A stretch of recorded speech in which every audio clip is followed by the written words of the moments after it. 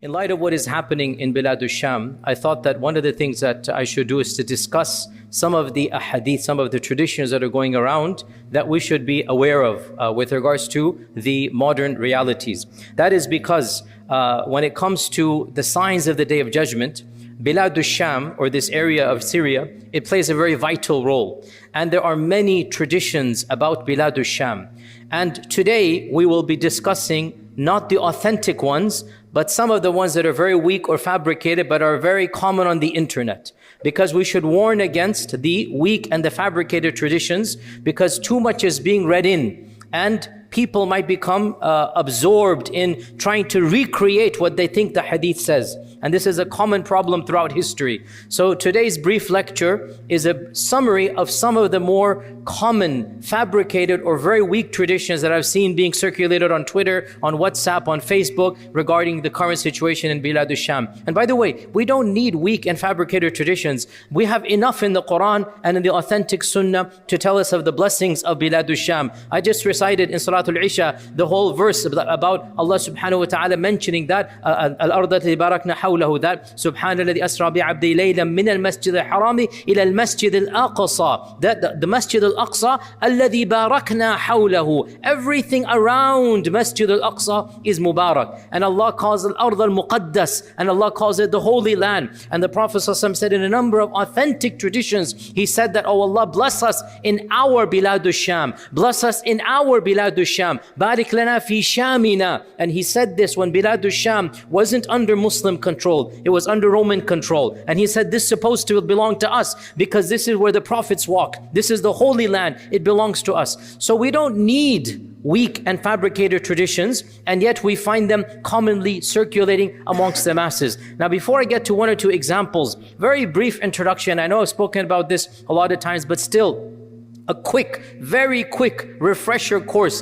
Why are there so many, weak and fabricated traditions? We need to understand the science of hadith is a very different science than any other science known to mankind. It is a unique science to the Muslim Ummah. No other tradition invented a tradition or a science like the sciences of hadith. There is the unanimous consensus of the scholars of Islam that the sciences of hadith are one of the unique contributions to human civilization that only Muslims have done. Jews did not have it, Christians did not have it. They didn't have a mechanism to sift what their prophet said, the good from the bad, the weak from the authentic. They had no mechanism, and we see this reality. As for us, from the time of the Sahaba Tabi'un, from the earliest of times, Muslims understood that we need to figure out how to separate what the Prophet ﷺ actually said from what is being attributed to him. Why? Because the Qur'an was compiled in the life of the Prophet ﷺ, and within a year after he passed away,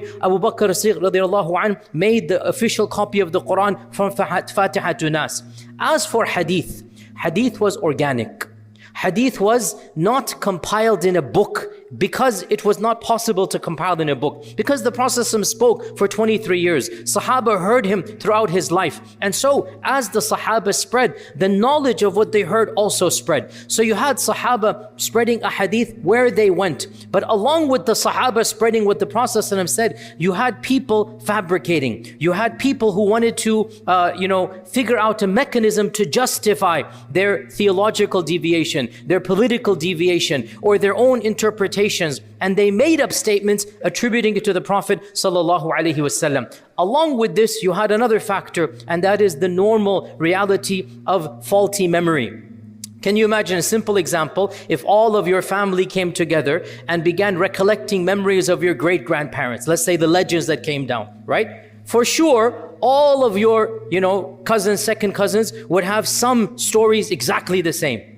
And then within yourselves, you'll have a little bit of difference. And then maybe one person will have a completely unique story. Maybe he messed up, he got it from another source, and he attributed it to your great-grandfather by an accidental mistake. It wasn't fabrication. Same thing happened with the hadith of the Prophet ﷺ, where you had intentional fabrication, and then you had faulty memories, people who don't know that well. And then you had the huffaz, the mutqinin, the scholars of hadith. So a science was developed called the science of hadith. And slowly but surely there was a sifting that took place. And just to give you a simple example, a lot of people don't understand how difficult and how complex this science is. This was the course of my undergraduate study when I was studying in Medina. There was an entire college called the College of Hadith, and that's what it specializes in. Over 650 original books exist about hadith. Not 650. It is a massive encyclopedic enterprise. Scholars from the first generation and second generation all the way to the fifth generation, they are compiling original books of hadith. It's not just Bukhari and Muslim. You know Bukhari and Muslim because they're the best. In fact, over 600 books have been written in Islamic history attempting to compile hadith. The most famous of the earliest one is, of course, Imam Malik's Muwatta. Look at the date. Imam Malik died 179. So Imam Malik's Muwatta, 179. And then of the latest books, for example, the Mustadrak of Al-Hakim or the Sunan of Al-Bayhaqi, 458 Hijrah. So from 179 to 450, that's not the end. There's even some written in the beginning of the 500s, which is giving you one of the famous books written. Al-Bayhaqi, you hear it? He died 458. Imagine 458 to 179, 300 years difference, right? From the first to the last. Between the two, geographic regions, you had scholars in Yemen, you had scholars in Samarkand, you had scholars in Egypt, you had scholars in Mecca and Medina, you had scholars around the world, each one of them compiling. Now you have a large corpus of books and you have to sift through them, and our scholars categorize these books. That's why out of these 600 plus books, 6 of them became more famous. They were considered to be the more authentic, and of these 6, 2 are the most authentic by pretty much unanimous consensus because their criterion were the strictest, that is Bukhari and Muslim. Now, long story short, I'm not going to teach obviously the sciences of hadith, but I will give you the reality, the end result. I'm going to give you the end result. How do you know if a hadith is authentic or not? The same way, how do you know which position of fiqh to follow? You have to ask the person whom you trust.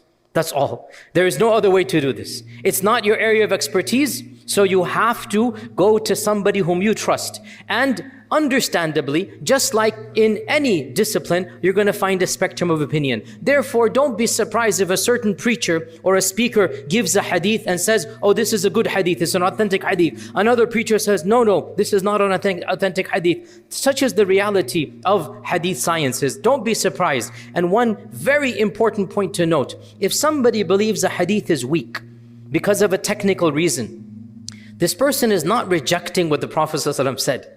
That's absolutely incorrect. The person is saying, I don't believe the Prophet ﷺ said it. There's a big difference between the two, right?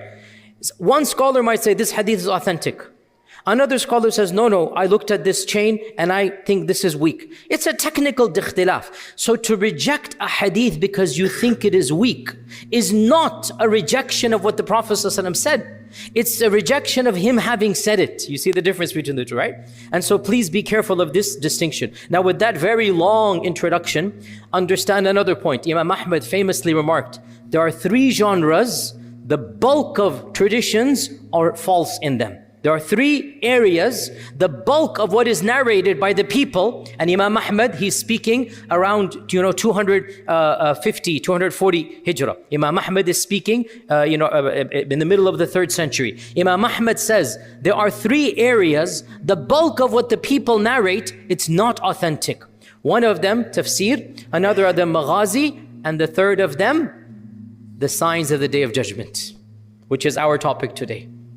Imam Ahmad himself said, most of what the people say about what's going to happen and this is going to happen, this is not authentic. He realizes because this is where imagination, comes in. This is where people want to speak a lot about. So we have to be very careful when it comes to these types of traditions. Now, as I said, today I want to mention 1 or 2 very infamous, weak or very weak narrations about what is happening in Bilad al-Sham. The first of them, and again, because there are many authentic, and I mentioned some of them, and there's another khutbah I gave a few years ago, the blessings of Syria. When the revolution happened, I gave a khutbah about the blessings of Syria. I mentioned many of the authentic traditions.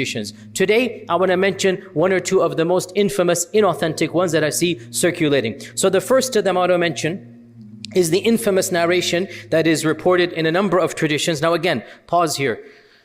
The scholars of the past, did not have a problem narrating a weak tradition with its chain, because they're telling you that this is a weak chain. They're preaching and teaching to specialists. So Imam Ahmad ibn Hanbal, he has in his book many traditions that he himself considered weak. No problem. Because he did not say, I'm only going to compile the authentic ones. That's Bukhari.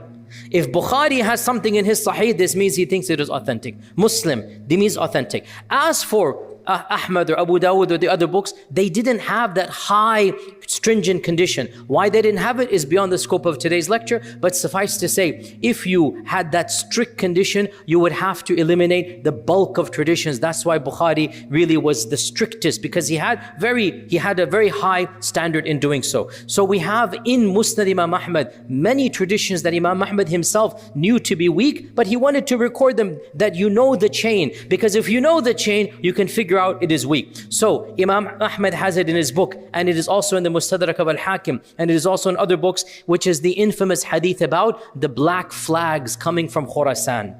The black flags coming from Khurasan. Khurasan, of course, it is Transoxania, and it is these days, it is like Afghanistan and Samarkand and those regions. This is the land of Khurasan. So there's a famous hadith, allegedly, that our Prophet ﷺ allegedly said, this is a contested hadith, when you see the black flags coming from Khurasan, then go to those black flags, because in that army will be Khalifatullah al-Mahdi.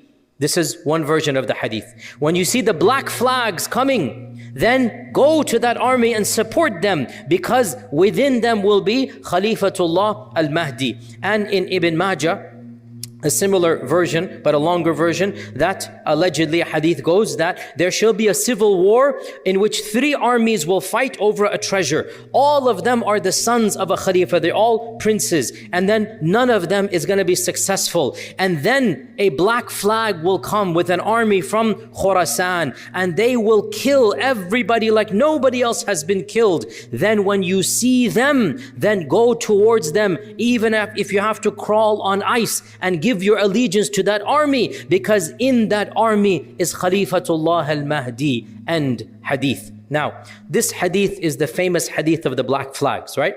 And throughout Islamic history, it has always been invoked that there's going to be an army of black flags, and that army was going to be the righteous army, and it will have the Mahdi within it. By the way, even a few years ago, when Afghanistan happened and, the group came over there, they also have the black flag. And Afghanistan is Khurasan. It is the same land over there. And so this hadith also became popular over there. And now we have it again being resurrected. But in fact, this hadith, according to many scholars, and this is my humble interpretation as well, their opinion as well, this hadith is actually not authentic at all. And it has been considered weak by many scholars, including Imam Ahmad, including in our times Dr. Hatim al-Auni, and the great Syrian scholar Sheikh Salahuddin al-Idlibi, and other scholars have written treatises in which they have made this hadith weak. Now, I don't want to get into technicalities, but understand one thing. When the Abbasids revolted against the Umayyads, the Abbasids, when did they revolt? Which year did they revolt? Who knows the year in Hijrah? Quick quiz. When did the Abbasids revolt against the Umayyads? Quick quiz. Close, very close. So, within the 2nd century, so the middle part of the 2nd century, meaning from 147 to 151 in this era. This is 100 years before Bukhari, by the way, right? This is 100 years before Bukhari, 50, 70 years before Imam Ahmad ibn Hanbal. So the Abbasids revolted against the Umayyads, right? Around 149 Hijrah was when it really began.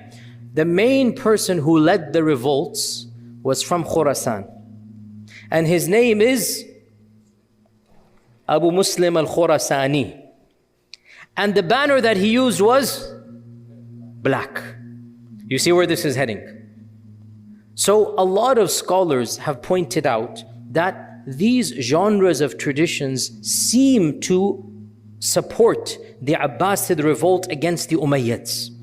And that's why these versions of the hadith, none of them are found in Bukhari and Muslim. None of them are in the most authentic books. We find them in the tertiary collections, and some of them might have slightly weak, and so later scholars say, oh, this is slightly weak, this is slightly weak, this is slightly weak. Put together, it becomes Hasan.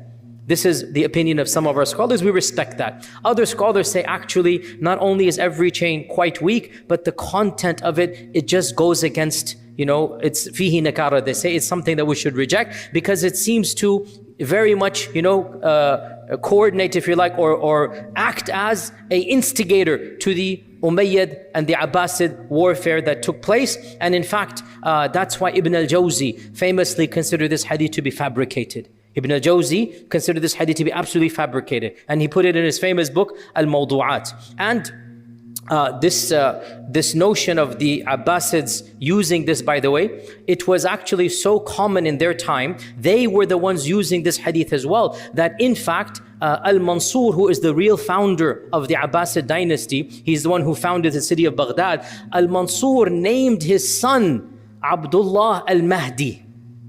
He named his son al-Mahdi Abdullah, and his name is, his name is Muhammad, and his name is Muhammad. His name was Abdullah. Mansur's name is Abdullah. So his son was Al-Mahdi Muhammad ibn Abdullah. And Al-Mahdi became the Khalifa after his father, because the father quite literally wanted this hadith to apply to his son. Quite literally. He named his son Al-Mahdi, and he named his son Abdullah, and his name was he named his son Muhammad, and his own name was Abdullah. So Muhammad ibn Abdullah, because another hadith says, the Mahdi will be called after me. The Mahdi will call after me. So the Khalifa al-Mansur quite literally wanted to enact a Hollywood script from these hadith. And he named his own son al-Mahdi, because he was hoping that his son would be the actual Mahdi that Allah sent. And al-Mahdi, by the way, is the father of Harun al-Rashid. Harun al-Rashid is the father, al-Mahdi is the father of Harun al-Rashid. And if you read al-Mahdi's biography, I don't want to say too much, but clearly he was not the Mahdi. Let's leave it at that, okay? So this is the reality, by the way, of politics and siyasa, right? So in reality, this hadith is very fishy. It doesn't make any sense. And every few generations, an army wants to implement it by using black flags. An army, literally, because the hadith mentions black flags, they want to imitate it and they want to find legitimacy, and so they use black flags, so much so that in our times black flags themselves have become infamous. We don't want to use black flags because of all the chaos caused. But why was it caused? Because the first flag of the Abbasids was a black flag. They would use that against the Umayyads, and ever since then, and because of this hadith, every subsequent generation. So in the analysis of many scholars of hadith, including yours truly, I'm a student of knowledge, but I strongly say this hadith is not authentic. It's not in the most authentic narrations, and every chain is very weak, and the content does not make any sense at all. Another hadith we'll mention, and then shall call it a day. And this one I'm seeing, literally I saw at least 10 accounts mentioning it all over social media. It is called the famous hadith of the Sufyani. The hadith of the Sufyani hadith. And this hadith is not even found in the Kutub al-Sitta. It's actually found in the very tertiary books. As I said, there's 600 plus books of original hadith written. One of the most obscure ones, which is full of very weak and fabricated narrations about the Day of Judgment. It is called Kitabul Fitan of Nu'aym ibn Hammad. Kitabul Fitan. It's a 2-volume book, and it's all about the signs of the Day of Judgment. And it is well known to be full of extremely shady, very apocryphal, very dubious hadith, which is just too vivid, too much detail. It's not a source book at all, but of course it exists. And this narration of Sufyani is found in that book, Kitabul Fitan. Is found in this book. And it reads as follows, that the Arabic is very long, يَخْرُجُ رَجُلٌ يُقَالُ لَهُ السُّفْيَانِي, that a man will come who shall be called a Sufyani, from a Sufyan. A man will come, he will be called a Sufyani, and he will come from the depths of Dimashq, of Damascus. By the way, Ibn al-Jawzi, Ibn al-Qayyim, Ibn Taymiyyah, other scholars say, anytime a hadith is very specific about the future, know that it is fabricated. One of the signs of fabrication is that it mentions names and dates and specific occurrences. Our Prophet didn't speak like that. He spoke in generalities about the signs of the Day of Judgment. So now you have, there are hadith that mention, in the year such and such this will happen. There are hadith that mention right now, from the land of Damascus, a man by the name of Sufyan will come out. it's not something that is normal in authentic hadith. These are signs that this hadith is, very fishy. So the hadith goes on, alleged hadith. A man will come from Damascus, from the depths of Damascus, by the name of Sufyan. The majority of his followers will be from the tribe of Kalb. He will kill everybody to the extent of ripping open the bellies of women and killing the unborn children. Then the tribe of Qais will gather against him, and he will kill all of them, leaving no one to be able to prevent the harm that he is doing.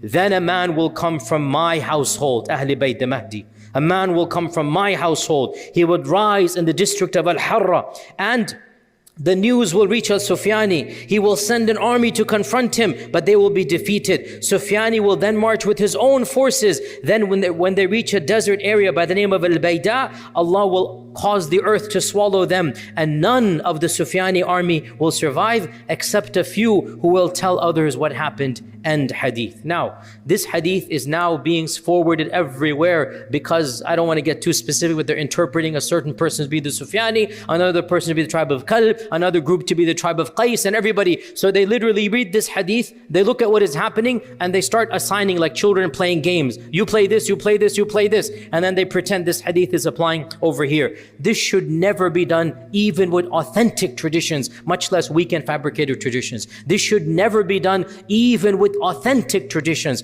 Our scholars unanimously say, never take something that you find even in authentic hadith and presume that an incident in your generation is exactly what the Prophet referred to. How do you know? Could be another generation. You may interpret, you may say maybe, but never categorically link, because history has shown every few generations something happens, and great scholars link an authentic hadith with what happens. Turns out they were wrong. In fact, even the Sahaba, they thought that Dajjal was amongst them.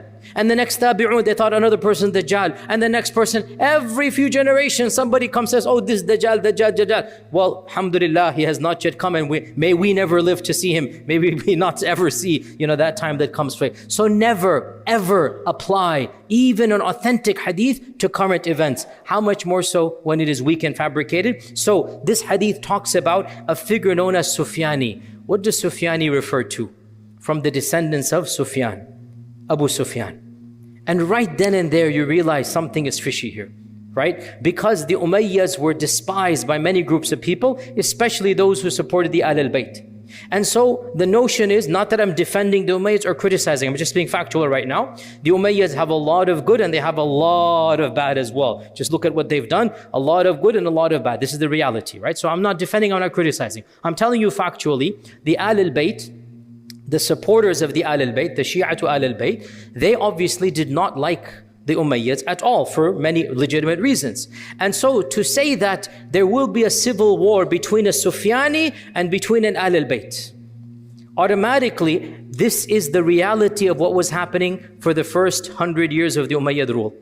Multiple civil wars between Hussein and radiallahu anh and the Umayyads, and between Zayd and the Umayyads, and between so many times between so many of the Ahl al-Bayt and between the Umayyads. And then the Abbasids, I'll teach you a little bit of history, you should know this bit. The Abbasids, they double-crossed. They're politicians in the end of the day. The Abbasids allied with the Shia to Ahl al-Bayt. The Abbasids said, we're on your side. The Abbasids formed an alliance, Shia to Ahl al-Bayt. And then they revolted against the Umayyads. As soon as they got to power, first thing they did, massacred all of the Umayyads. Literally, they invited them to a peace treaty. They invited them to a banquet. Literally, this is one of the most infamous episodes of Islamic history. They promised them safety and security, and then they shut the doors, and they massacred down to every last child. And then they massacred Abu Muslim al-Khurasani, their own general. Their own leader, they killed him because he was getting too powerful, too popular. And then they backstabbed the Shia to Ahl al-Bayt, whom they said that they would ally with. And they cut them off, imprisoned their imams, so on and so forth. This is politics. I'm not defending, I'm just telling you what happened. This is politics, right? So you can imagine in this, there were many battles that took place between the Sufyanids, i.e. the Umayyads, and between the Ahl al-Bayt. So to have a hadith that says there shall be a civil war between the Sufyanid and he's gonna kill people in the worst manner, and then a Mahdi figure will come. I mean, you automatically see it doesn't make any sense. And like I said, hardly any scholar consider this to be an authentic hadith. So please don't forward the Sufyani hadith. It is definitely not an authentic hadith. One final point that I want to mention here. A lot of people have asked me for my opinions about the reality of what is happening right now in Bilad al-Sham. Listen, brothers and sisters, I love to talk about classical stuff. I love Islamic history. I love Aqidah. I love Seerah. I try my best to not get involved in political analysis because I firmly believe it's not the job of scholars to do so. And when we do so, detailed political analysis of current events, I think our mistakes probably are more than what is correct. And this is something I'm not saying. Ibn Khaldun very famously remarked this. Ibn Khaldun, go read his Muqaddimah. He has a chapter, go check this out. Chapter number 42. The chapter heading is called, "The majority of ulama are the furthest people from politics." This is the chapter heading. Ulama ab'adu nasi an siyasa. Literally has this.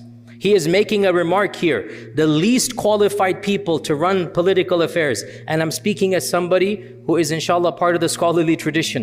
I've studied in that tradition. I love that tradition. And yet I warn ulama from getting involved in politics. I warn this and I try my best to implement it myself. Why? Ibn Khaldun remarks, and by the way, just for the advanced people in the audience here, subhanAllah, what did Plato say about the ideal ruler? Who knows? Plato, Aflatun. Plato said the ideal ruler is who? The philosopher, the Faylasuf, the Aqlani, the Rajul of Aql. Plato, in his theoretical mind, said the intellectual person should be the leader. Ibn Khaldun is the exact opposite. Ibn Khaldun is like, you should never put the intellectuals and the philosophical class and the ulama as leaders. And he says it in a polite way, but I will reinterpret. He says it very politely. He says that is because the ulama, they speak in generalities and they speak in idealistic language and they speak in, I'm going to say, he didn't say, utopic visions and dreams, right? And they don't actually get involved down to the nitty-gritty of real. So let ulama preach utopic ideals. We want to lift people up to those ideals. When ulama try to apply those ideals to the reality, they mess up big time. And we see this anytime a group of clerics think they will run the country. Look around you, what happens? They are disconnected from reality. And I say this with love and respect. I know my critics go berserk over this, but I can't change facts. Go look around you. Look around you. Wherever modern scholarship has taken over a country, look at what it has done. The very people start to, astaghfirullah, hate Islam, a'udhu billah. Because scholars don't understand. People are not qualified to be all the way up there. You have to start at the bottom. And that's why Ibn Khaldun points this out, that look, scholars are great for khutbahs and durus. Scholars are great to inspire, but scholars are not qualified to actually rule over. And that's why, look at Islamic history. Only in the time of Khulafa al-Rashidun. That's it. That's why they're Khulafa al-Rashidun. That's it. And even they could not, their people could not live up to their standards. That's why what happened. Even in the time of Ali radiallahu anhu, and he was who he was, the people could not live up to that. This is the reality, the disconnect between theory and reality. We see this, and with utmost respect, look at the Arab Spring. I don't want to get too blunt here, but everybody, look at your own countries. The good people who went into politics, where are they now? Where are they? I'm not being too explicit, but you know where I'm from? Look at what happened back there. And look at Egyptians, look at others as well. So my humble advice as a student of history to my brothers in Syria, and I know it's not going to reach them, but it's generic advice. Learn from the mistakes of the last 20 years, rather the last 1,400 years. Learn from history. Learn from history. Don't expect society to become ideal overnight. You have to give freedoms to everybody. We want religious folks to be religious. We want religious folks to be able to preach and teach. But in order for them to preach and teach, you cannot enforce a harsh version on other people. And therefore, levels of freedom for everybody is actually the lesser of two evils. And that's why in America and in Western lands, we can flourish the way we can flourish. This is the reality, the awkward reality that most people of a theoretical ilmi nature don't understand. Learn from history, understand. When you let others live, they will let you live. When you let others breathe, they will let you breathe as well. But when you try to enforce one very narrow version, whatever it might be, whether it's Ba'athism, whether it's harsh secularism, whether it is your version of Islamic law and the people don't want it, well then what happens.